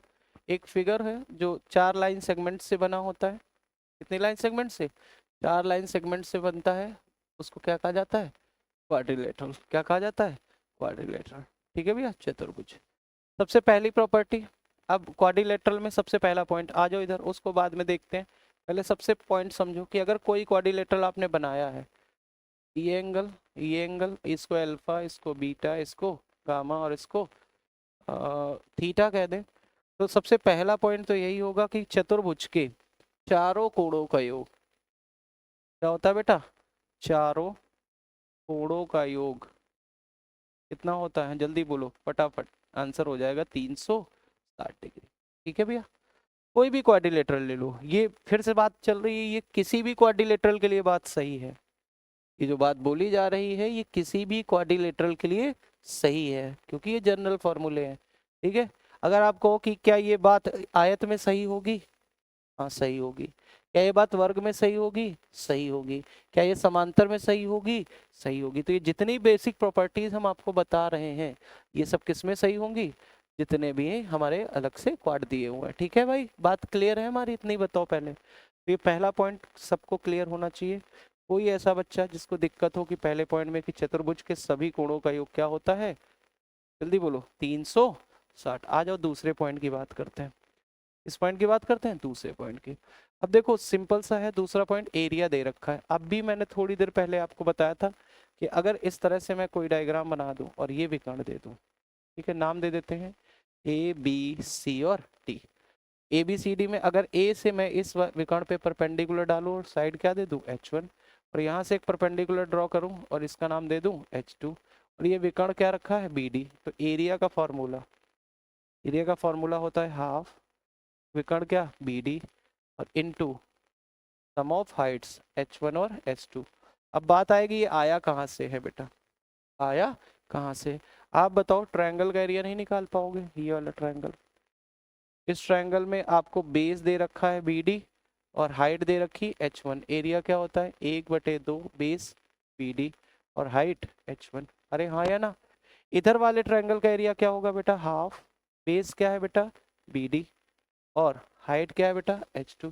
अगर मैं इन दोनों को जोड़ दूं तो क्या यही एरिया नहीं आ जाएगा क्वाड्रिलेटरल का। किसी को कोई दिक्कत यहाँ तक, जल्दी बताओ। क्या इन दो पॉइंट्स में किसी को कोई दिक्कत कि चतुर्भुज के चारों कोणों का योग कितना होता है 360। अगर जनरल हाइट दे रखी है, जनरल क्या दे रखी है, हाइट्स दे रखी है और एक विकर्ण दे रखा है, तो एरिया, इसी पर सवाल पूछा गया था अभी मेंस में, है ना। आइए तीसरे पॉइंट की बात करते हैं, ये इंपॉर्टेंट पॉइंट है। जनरली मैं आपसे पूछूं कि क्या इसके विकर्ण एक दूसरे को 90 पर कट करते हैं, तो नहीं कट करते हैं। ठीक है, अब अगर कट करेंगे तो फिर अलग अलग कैटेगरी में बढ़ जाएंगे। देखो जैसे जैसे कुछ स्पेसिफिक चीज़ें होती जाएंगी तो इनके जो हमने 5-6 टाइप के क्वाड बताए आपको उन सब में बढ़ जाएंगे ये। ठीक है, बात समझो। अब स्पेशल कंडीशन है, क्या कंडीशन है, कह रहा है if diagonals of the quadrilateral, अगर डायगोनल जो है एक दूसरे को 90 पर कट कर रहे हैं, तो इस बात को समझो। मैं इधर एक डायग्राम बना रहा हूँ, समझने की कोशिश करना। ठीक है, किसी भी प्रॉपर्टी को याद करने की कोई ज़रूरत नहीं है। जैसे मैं एक क्वाड्रिलेटरल बना देता हूँ, मैंने एक विकर्ण ये खींच दिया और एक विकर्ण ये खींच दिया और कहा कि ये 90 डिग्री पर है। ठीक है, बहुत ध्यान से सुनना। जैसे नाम दे देते हैं ABC और D और इसका नाम दे देते हैं O। अच्छा ये 90 पर है, आप बताओ स्ट्रेट लाइन है तो ये 90 है तो ये भी, अच्छा ये एक स्ट्रेट लाइन है, अगर ये 90 है तो ये एंगल भी और ये एंगल भी 90। इसका मतलब हमें यहाँ पर 4 राइट एंगल ट्रायंगल बनते नजर आ रहे हैं। बोलो बन रहे हैं कि नहीं बन रहे हैं। अगर मैं आपसे कहूँ इस राइट एंगल ट्रायंगल की बात करो, इस वाले की, तो आप कहोगे राइट एंगल ट्रायंगल में पाइथागोरस भी लगती है भैया। तो ये क्या हो जाएगा AO² plus OB², AO² plus OB² बराबर AB²। अगर मैं लिख दूं AB² बराबर क्या होगा, तो OA² प्लस OB²। अरे हाँ या ना। ऐसे ही बेटा मैं आपसे कहूं कि BC² बता दो जरा क्या होगा, BC², तो आप कहोगे BC² होगा भैया OB² प्लस OC²। अरे हाँ या ना। ऐसे बता दो बेटा CD² क्या होगा, तो आप कहोगे OC² प्लस OD²। अरे हाँ या ना। ऐसे बेटा AD² बता दो जरा, तो कहोगे OA² प्लस OD²। अब आप अगर यहाँ से ध्यान से देखो, OA OB यहाँ दिया है, OC OD यहाँ दिया हुआ है। अगर मैं इन दोनों को जोड़ दूं, क्या करूं, इन दोनों को जोड़ दूं, तो यहाँ से बनेगा AB² प्लस CD²।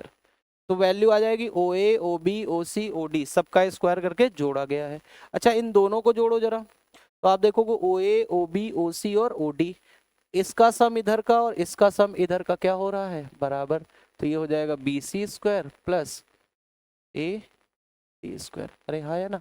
तो अब बात आई कि ये सब करना है बेसिक में, ये चीजें हमने पहले कर ली। इस तरह का आएगा तो एक कंसेप्ट याद रखना कि अगर विकर्ण एक दूसरे को किस पर कट करते हैं 90 डिग्री पर, तो जो अपोजिट साइड्स होती हैं क्या होती हैं बेटा, अपोजिट साइड्स। अगर मैं इसको x मान लूँ और इसको y, और इस अपोजिट साइड को a और अपोजिट साइड को b मान लूँ, तो अपोजिट साइड्स के स्क्वायर का सम बराबर होता है अपोजिट साइड्स के स्क्वायर के सम के। बोलो बात क्लियर है? और ये जो बात है ये हर क्वाड में काम करेगी।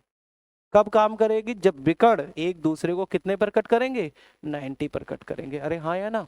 अब बात आएगी 90 पर कौन कौन से विकर्ण कट करते हैं, किस किस क्वाड के, तो बाद में सीखेंगे कब होता है। ठीक है, चलो फिलहाल ये 3 पॉइंट्स हैं, तीनों को लिख लो फिर आगे बढ़ते हैं। जल्दी से लिखो।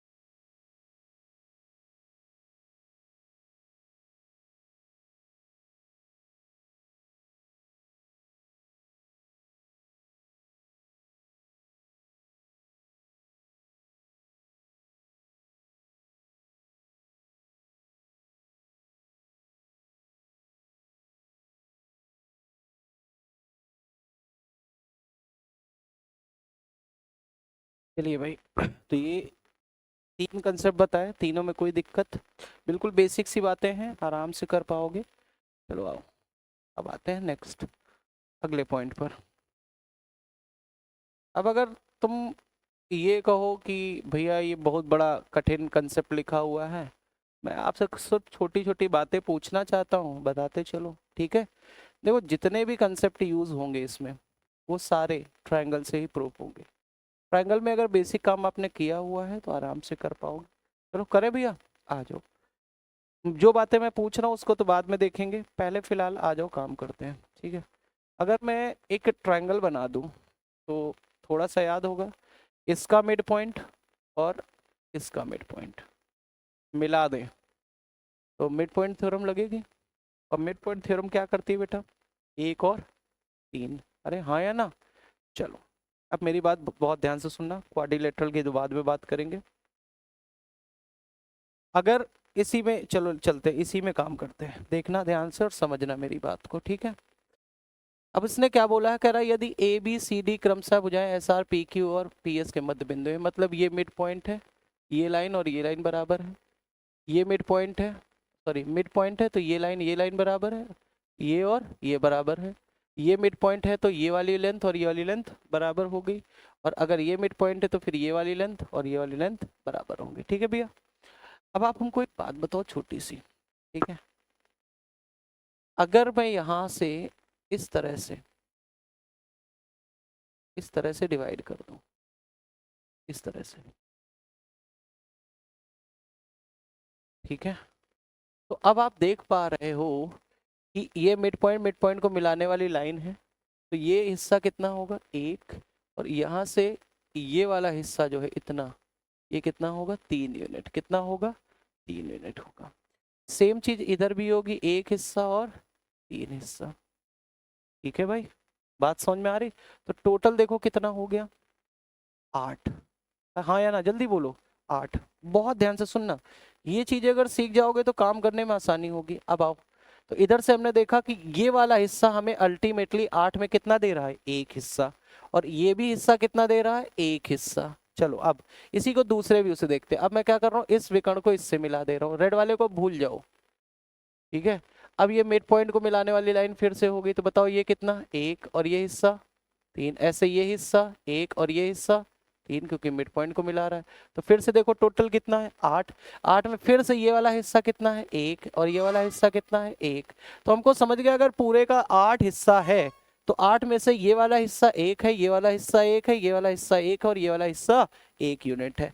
अच्छा भाई, अगर ऐसी बात थी तो आओ जरा अब इसको और डिटेल में समझ लेते हैं। टोटल कितना माना था, जल्दी बोलो। टोटल माना था कितने, 8 यूनिट। 8 यूनिट में ये हिस्सा कितना, 1, ये हिस्सा 1, ये हिस्सा 1 और ये हिस्सा 1। अब बताओ 4 ये हो गए, तो ये बीच वाला हिस्सा 4। तो अब वही कह रहा है कि जो त्रिभुज ABCD बन रहा है, अंदर वाला ABCD, ये वाला जो क्वाड बन रहा है, कह रहा है जो पूरा PQRS है, PQRS है उसका आधा है। क्या बात सही नहीं, पूरा कितना था 8 और अंदर वाला कितना है 4। बात समझ में आ गई ना। और भी तरीके से प्रूव कर सकते हैं बट कोई दिक्कत नहीं, हमको इधर से अलग से ऐसे डायग्राम बना लेना है कि अगर इस तरह का कोई क्वाड्रिलेटरल है, ये मिड पॉइंट है, ये मिड पॉइंट है, ये मिड पॉइंट है कि नहीं, और ये मिड पॉइंट है। अगर मिड पॉइंट्स को मिला दिया जाए तो मिड पॉइंट्स के द्वारा जो अंदर क्वाड्रिलेटरल बनता है ये वाला हिस्सा, ये पूरे क्वाड्रिलेटरल का क्या होता है, आधा होता है। तो अगर मैं इसको नाम दे दूं ABC और D और इसके नाम दे दूं PQR और S, तो जो PQRS का एरिया होगा, एरिया ऑफ क्वाड्रिलेटरल PQRS, वो क्या होगा, हाफ होगा एरिया ऑफ किसका बेटा, क्वाड्रिलेटरल ABCD। अरे हाँ या ना, नोट करो जल्दी से। और कहाँ से आए, समझ में आई बात, कौन सा थ्योरम यूज की है, जल्दी बोलो। Mid point theorem, mid point theorem का यूज करके इसको बना लिया है। तो कोई भी क्वाड्रिलेटरल, मैं फिर से कह रहा हूँ, ये जो बात कही है ये हर क्वाड्रिलेटरल के लिए सही है, क्योंकि ये जनरल जो चीजें हैं जो हर क्वाड के लिए सही होती हैं उस चीज को डिस्कस किया जा रहा है। साइड की लेंथ क्या है उससे कोई फर्क नहीं पड़ता, बस आप ध्यान दीजिएगा अगर मिड पॉइंट्स को मिला के क्वाड बनाया गया है तो वो पूरे का आधा होगा। बताओ भैया यहाँ तक किसी को कोई दिक्कत बेटा।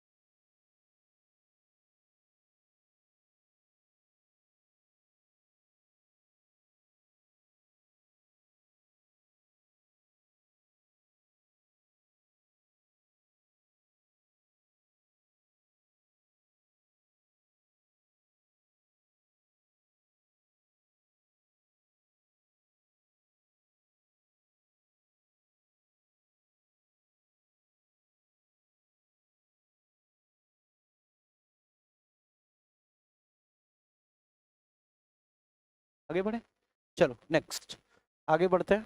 तो ये रहा हमारा बेस अगला कंसेप्ट उसी का। चलो नेक्स्ट बोलते हैं, देखते हैं ये वाला कंसेप्ट। देखो जितने भी कंसेप्ट है सबको प्रैक्टिकली प्रूव करके देखेंगे। पहले तो इस कंसेप्ट को देख लेते हैं है क्या। इस बात को समझ, मैं इधर समझाता हूँ, मेरी बात बहुत ध्यान से सुनना, ठीक है। किसी भी क्वाड का एग्जांपल लेके देख लेते हैं, बात को समझो। जैसे हमने कहा कि ये हमारे पास एक क्वाड्रिलेटरल है, ठीक है, ध्यान से सुनना। नाम दे देते हैं ABC और D, ओके। अब मैं कर क्या रहा हूँ, हमको एक कंसेप्ट पता है, angle A plus angle B plus angle C plus angle D is equal to 360। अगर मैं कर दूं angle A/2, angle B/2, angle C/2 और एंगल D/2, तो एंगल भी आधा कितना हो जाएगा 180। बताओ यहाँ तक कोई दिक्कत तो नहीं है, चलो बहुत बढ़िया। अब मेरी बात सुनना, मैं आधा क्यों कर रहा हूँ, आधा करने का मतलब अगर ये एंगल A है तो आधी मतलब एंगल बाइसेक्टर, एंगल B है तो इसका एंगल बाइसेक्टर, मतलब अब तो ये आधे आधे हो गए, तो ये हो गया B/2, जल्दी बोलो, और ये कितना हो गया A/2 हो गया। अरे हाँ या ना। चलो अब यहाँ पर भी ये मिल रहे हैं, जहां पर भी ये मिल रहे हैं इस एंगल को थोड़ी देर के लिए क्या मान लेते हैं, थीटा। क्या मान लेते हैं, थीटा। तो आपको पता है theta plus a/2 plus b/2, मेरी बात सुनना, theta plus a/2 plus b/2 कितना होगा, 180 होगा। अरे हाँ या ना। तो क्या मैं थीटा बराबर अगर रिप्लेस करना चाहूं, अरे हाँ या ना, थीटा बराबर अगर रिप्लेस करना चाहूं तो ये हो जाएगा 180 माइनस a/2 माइनस b/2। मतलब जहां पर भी a प्लस b/2 लिखा है, a/2 प्लस b/2, क्या मैं ऐसे भी लिख सकता हूँ 180 माइनस थीटा। अरे हाँ या ना।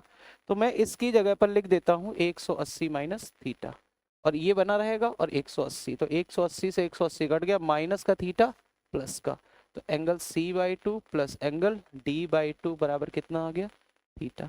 इसका मतलब है कि जो थीटा ये आ रहा है एक्चुअल में इन दोनों एंगल पर डिपेंड ही नहीं कर रहा है, d का आधा और c का आधा। इसका मतलब c और d को अगर जोड़ दिया जाए और आधा कर दिया जाए तो ये वाला एंगल आ जा रहा है।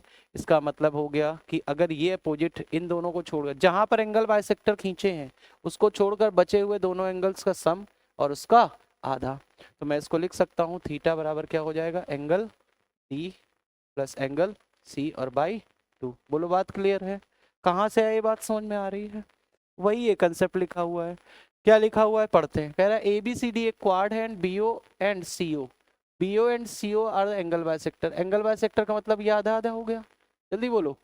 और जैसे एंगल बाइसेक्टर मिलेंगे तो ये वाला एंगल इन दोनों अपोजिट एंगल के सम का आधा होगा। अगर ये अल्फा है और ये बीटा है तो फिर ये एंगल होगा अल्फा प्लस बीटा बाई 2। अरे हाँ या ना, नोट करो, इंपॉर्टेंट है, कभी कभी डायरेक्ट इस पे क्वेश्चन आ जाता है। नोट करिए फिर आगे बढ़ते हैं हम लोग। देखो कौन चीजें कहाँ से आ रही है मैं ये भी आपको बता रहा हूँ, तो बिल्कुल परेशान मत होइएगा कि सर आप बता नहीं रहे, आप डायरेक्टली रूल हमको लिखवाए दे रहे हैं, तो ऐसा नहीं है। हर चीज क्यों हो रही है, कैसे हो रही है, उसकी जानकारी है इसमें। सारी चीजें हम लोग कर रहे हैं विद बेसिक, क्या हो रहा है यहाँ पर, कितनी चीजें हैं उसको करेंगे, है ना। चलिए जल्दी से फटाफट नोट करिए फिर आगे बढ़ते हैं। समझ में तो आ ही गया होगा ना, किसी को कोई दिक्कत तो नहीं है। चलिए आगे बढ़ते हैं बेटा, नेक्स्ट अगले कंसेप्ट की तरफ चलते हैं। अब बात आती है बेटा, मैं बताने को ऐसे भी बता सकता हूँ कि मैं अपना खुद का मतलब यहाँ पर आऊँ और एक एक याद रखूँ। देखो इसको लगाने से ये रहता है कि सीक्वेंस पता रहता है कि हमें किस तरफ से किस चीज़ों को बताना है, कुछ छूट ना पाए। ठीक है, कभी कभी क्या होता है हम बता रहे हैं अपनी तरफ से, बहुत सारे मेरे वीडियोस हैं जिनमें आप देखेंगे कि बताया सारा कुछ है बट आगे पीछे हो जाता है, इससे सीक्वेंसिंग बनी रहती है, बाकी और कोई मतलब नहीं है। ठीक है, चलिए अगले कंसेप्ट की बात करते हैं। अगला कंसेप्ट क्या, जनरल क्वाड्रिलेटरल का ही है ये भी बात। ठीक है, अब क्यों होता है इस रीजन को भी मैं आपको समझा देता हूँ, दिस इज इम्पॉर्टेंट। एक्चुअल में क्या है, पहले हमारा बेसिक कंसेप्ट समझो, समझाया जाए बेटा, मेरी बात सुनना ध्यान से। सर्कल का कंसेप्ट है, अब आप लोग तो पहले पढ़े भी हैं, जो लोग नहीं पढ़े उनके लिए सर्कल का क्या कंसेप्ट है कि अगर कोई सर्कल और, ठीक है, सेंटर ओ है, अगर इसके बाहर कोई पॉइंट P खींच दे अगर, तो P से एक टेंजेंट इधर को और एक टेंजेंट इधर को। टेंजेंट का मतलब क्या होता है बेटा, स्पर्श रेखाएं। क्या होती है बेटा, स्पर्श रेखाएं। तो आपको कंसेप्ट पता होगा कि किसी बाहर बिंदु B से खींची गई स्पर्श रेखाओं की लंबाइयां बराबर होती है। अरे हाँ या ना। अब अगर ये बात क्लियर है तो आओ जरा कंसेप्ट की बात करते हैं। अब मेरी बात ध्यान से सुनो यहाँ पर। अब मैं आपसे पूछ रहा हूँ कि ये जो सर्कल बना है ये यहाँ टच कर रहा है और ये यहाँ पर। अच्छा ये बताओ, अगर ये सर्कल है तो ये बाहर एक बिंदु C है, तो यहाँ से ये वाली लेंथ और ये वाली लेंथ क्या बराबर होंगी। मैं नाम दे देता हूँ, इसको क्या दे दे बेटा, x, और इसको भी x। चलो ये भी एक बाहर बिंदु है, सर्कल को टच कर रहा है, तो ये लेंथ क्या मान लें, y, और ये लेंथ भी y। चलो बहुत बढ़िया, ये भी एक बाहर है, इसको क्या मान ले बेटा, z, और ये लेंथ भी z हो जाएगी। अरे हाँ या ना। चलो अब यहाँ से इस लेंथ को क्या मान ले, a, तो ये लेंथ भी क्या हो जाएगी, a। अब जोड़ लेते हैं भैया। अब जोड़ा क्या है, a x y z, x y z a, x y z a। Opposite sides क्या क्या लिखेंगे, ए बी प्लस अपोजिट क्या है, डी सी, और इसको जोड़ा तो क्या आया, a plus X plus Y plus Z. अच्छा ऐसे ही मैं इधर अपोजिट जोड़ लेता हूँ, अपोजिट क्या है बेटा, A D plus B C. इसको जोड़ो जरा तो z plus a plus X plus Y. क्या ये दोनों चीजें सेम लिखी हैं? अगर ये दोनों चीजें सेम लिखी हैं तो फिर ये दोनों भी सेम है। इस कंसेप्ट समझ में आ गया? क्या है कि अपोजिट साइड्स का sum A B plus D C बराबर होता है A D plus B C के। ठीक है, कब? ये चीज, हाँ ये चीज याद रखना, ये तभी होगा जब उसके अंदर क्या हो, एक सर्कल हो, और सर्कल चारों भुजाओं को क्या करता हो बेटा? चारों भुजाओं को स्पर्श करता हो, टच करता हो। ठीक है, तभी ये सही होगा, अदरवाइज नहीं कि कोई भी क्वाड्रिलेटरल लिया और बोले कि आमने सामने का सम बराबर होता है, नहीं। ये तभी होगा जब उसके अंदर एक सर्कल बना होगा। ठीक है भाई, नोट करो, ये इंपॉर्टेंट कंसेप्ट है। यह गुण सभी परीक्षाओं के लिए महत्वपूर्ण है, इस पर प्रश्न पूछे जाते हैं। हम बता ही रहे भाई, पूछे जाते हैं। क्यों क्यों पूछा जाता है पता है? रीजन है, क्योंकि सर्कल का कंसेप्ट लग रहा है यहाँ पर, है ना, इसलिए नोट करिए।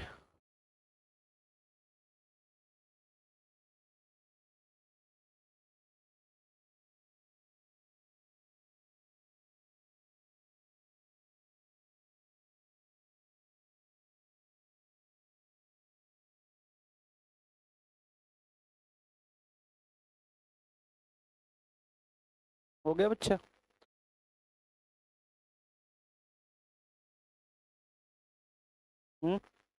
नेक्स्ट, अगला। अब देखो यहाँ से आयत है, ठीक है, तो बेसिक जो प्रॉपर्टीज थी वो हमने आपको बता दी है। अब बचे हुए जो इसके हैं बेटा, तो वो चीज़ हम लोग नेक्स्ट करेंगे। अगले टर्न पर हम लोग देखेंगे आयत। आयत का एक अलग अच्छा सा वीडियो मिलेगा जिसमें कंप्लीट आयत होगा, आयत बिल्कुल कंप्लीट होगा उसमें, मतलब उससे बाहर कुछ भी नहीं आएगा। ठीक है, और फिर आयत के प्रैक्टिस क्वेश्चंस कि आयत में किस किस तरह के क्वेश्चन पूछे जा चुके हैं। ठीक है, तो नेक्स्ट टर्न पर स्टार्ट करेंगे। आज के लिए बहुत है, आज हम लोग यहीं पर रोक रहे हैं। ठीक है, आज हम लोगों ने क्वेश्चंस करे हैं सेंटर्स के, और साथ में बेसिक क्वाड्रिलेटरल की जितनी प्रॉपर्टीज है वो देखी है। ठीक है, आई होप आपको समझ में आ गया होगा, कि कोई दिक्कत नहीं हुई होगी। अगर कोई दिक्कत है तो आप कमेंट जरूर बताइएगा, ठीक है, ताकि मैं उस चीज़ को समझा सकूँ। मिलते हैं हम लोग अगली क्लास में जिसमें पढ़ेंगे आयत। ठीक है, चलिए बाय बाय, टेक केयर।